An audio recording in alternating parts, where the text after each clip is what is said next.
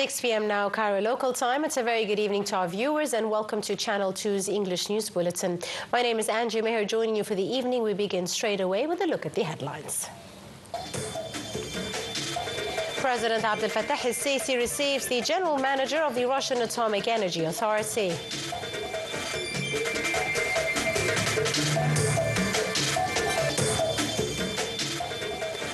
Cairo governor says Ramses Telecommunications Center fire put down and committee formed to assess the cause. Prime Minister Dr. Mustafa Madbouli addresses closing session of the BRICS summit.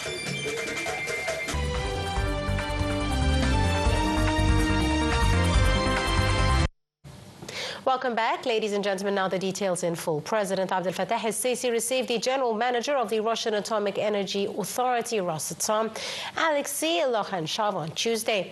The meeting dealt with the construction development of a Double nuclear power plant, which is allocated for civil usage. The meeting comes within the framework of the officials' visit to Egypt in order to sign with the Minister of Electricity and Renewable Energy an agreement between Egypt and Russia concerning Al Dab'a nuclear power plant and its regular systems of security.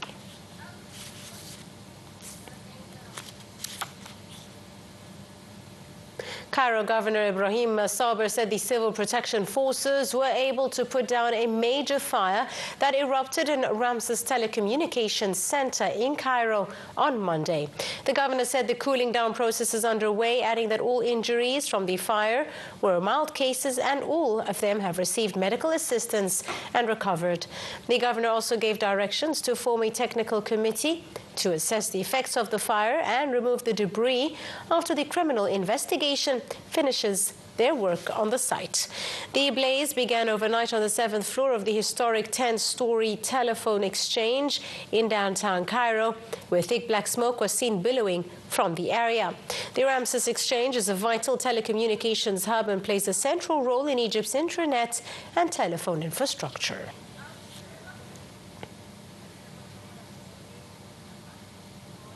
Meanwhile, the Minister of Communications and Information Technology, Amr Talat, said that the Egyptian Company for Communications is coordinating with the 3 mobile line providers to resume their full services Tuesday following the fire. He said the resumption of mobile line services is especially important for the bank sector and all financial processes. He added elements of the communication services were transferred to a substitute network that ties several telecommunications centers.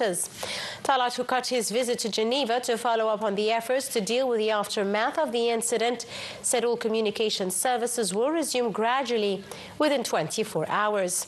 Meanwhile, Parliament called the Minister of Communications for questioning over the fire and sent condolences to the families of the 4 people who were killed by the fire. Parliament Speaker said the extreme harm inflicted by the fire reflects some flaws, vowing to bring the full facts to public knowledge. Prime Minister Dr. Mustafa Madbouli said Egypt is committed to achieving the objectives of the UN Framework Agreement on Climate and the Paris Climate Agreement. Madbouli was speaking at the closing session of the 17th BRICS Summit on Tuesday. He said Egypt has given great weight to developing the healthcare system and medical services during the last few years. Earlier, Madbouli said the summit in Brazil comes at a time when the world is witnessing intricate and complex crises and challenges amid a remarkable degradation in multilateral action and in the international order's efficiency. As part of his participation in the 2-day summit for emerging economies, on behalf of President Abdel-Fattah el-Sisi, Prime Minister addressed the session on boosting multilateralism, economic and financial affairs, and artificial intelligence. He said developing countries are suffering rising debt servicing burdens, inflation, and difficulty in access to easy financing for their infrastructural projects. He further asserted these burdens have grown more with geopolitical conflicts and tensions in the Middle East, leading to further challenges, including issues like illegal immigration and displacement of people from their original home countries.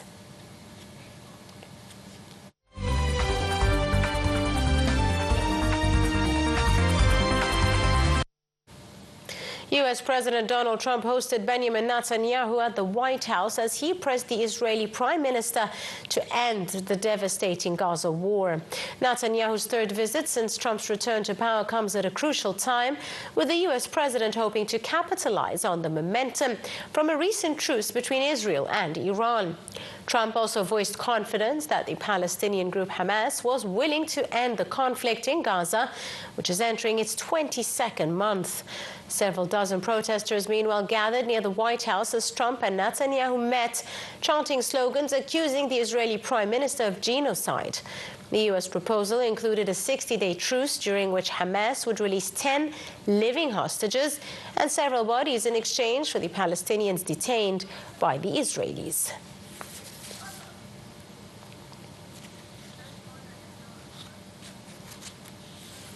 Host Qatar said Tuesday that negotiations for a ceasefire between Israel and Hamas are continuing but need time after U.S. President Donald Trump voiced optimism about a possible breakthrough.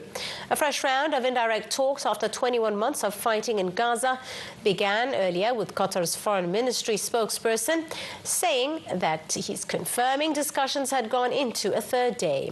Qatar, along with fellow mediators, the United States and Egypt, have brokered back-and-forth talks aimed at a truce since the earliest days of the war.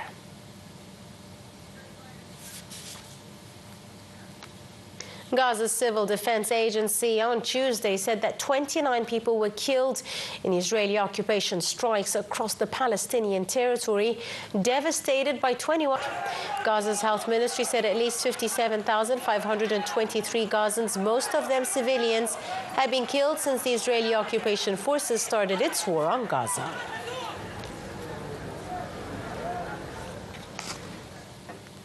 The International Committee of the Red Cross said Tuesday that a sharp surge in deaths and injuries and incidents around aid distribution sites in Gaza is pushing the territory's already stretched health system past its capacity.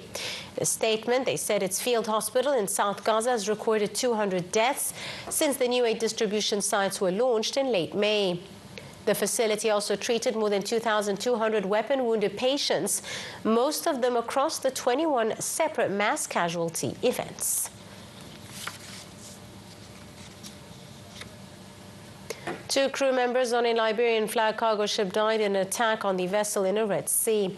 Representative at the London-based International Maritime Organization said on Tuesday that they received reports last evening that the Eternity again has been attacked, causing the death of 2 seafarers. The strike came after Yemen's Houthi rebels ended a lull in their campaign against shipping through the vital waterway.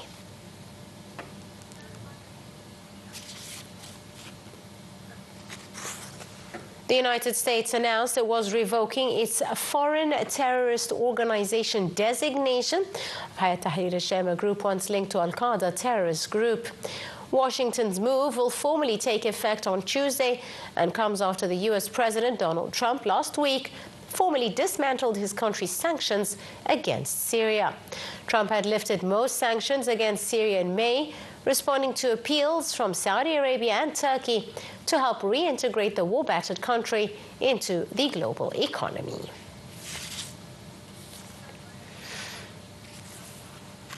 Iran said Tuesday it has not made any request for talks with the United States after President Donald Trump said Tehran was seeking negotiations following last month's war with Israel. Iranian Foreign Ministry spokesperson, meanwhile, said that no request for a meeting has been made on the side of the Iranians to the Americans. As Trump was meeting with the Israeli Prime Minister Benjamin Netanyahu, the talks with Iran have been scheduled without specifying the time or the location.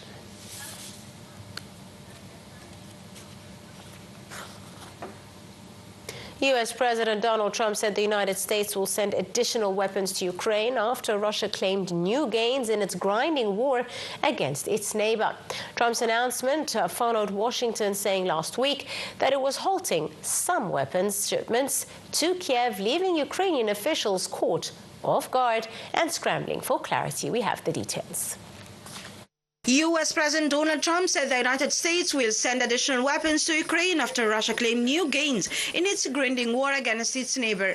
Trump's announcement followed Washington saying last week that it was halting some weapons shipments to Kiev, leaving Ukrainian officials caught off guard and scrambling for clarity. A pause poses a potential serious challenge for Kiev, which is contending with some Russia's largest missile and drone attacks of the more than 3-year war.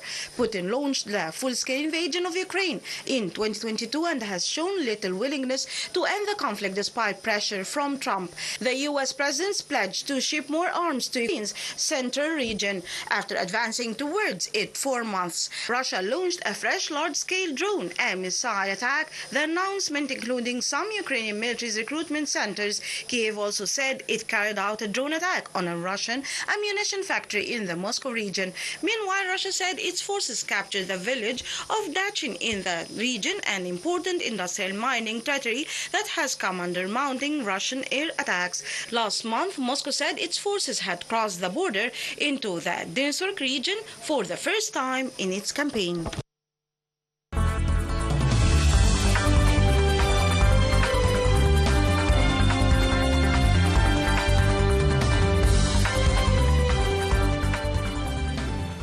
And moving to some business news, starting with a look at the local scene, the Ministry of Petroleum has announced the beginning of work in an integrated program to dig 11 new natural gas wells. The wells are expected to add around 160 billion cubic meters of natural gas with 100 million cubic meters of gas and 2,000 barrels of residuals. In this framework, the Ministry of Petroleum's Minister Karim Badawi visited the Dakar Governorate to inspect the digging process in the area, which is located in the new Manzala region. The area depends on increasing local production to address the needs of the various state sectors.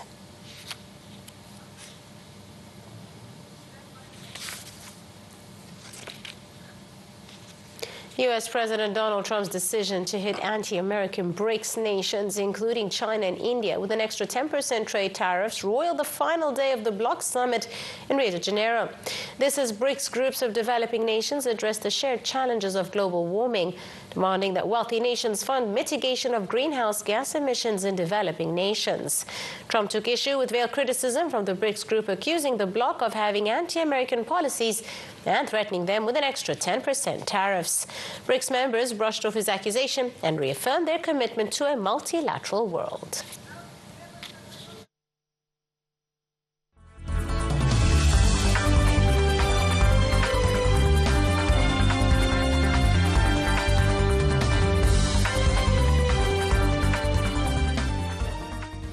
And finally, wrapping off with the exciting worlds of sports, Chelsea's coach Angel Maresca shrugged off concerns about playing in hot and humid mid-afternoon conditions in Tuesday's Club World Cup semi-final against the Brazilian side Fluminense, for which the Blues will be without both Liam Delap and Levi Colwill.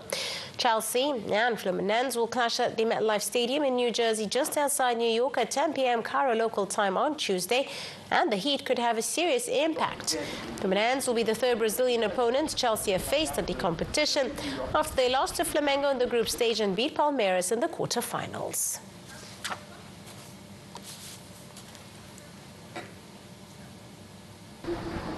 With that, ladies and gentlemen, we wrap up the evening's English News Bulletin here on Channel 2. You're in the company of myself, Angie Meher. Thank you for watching.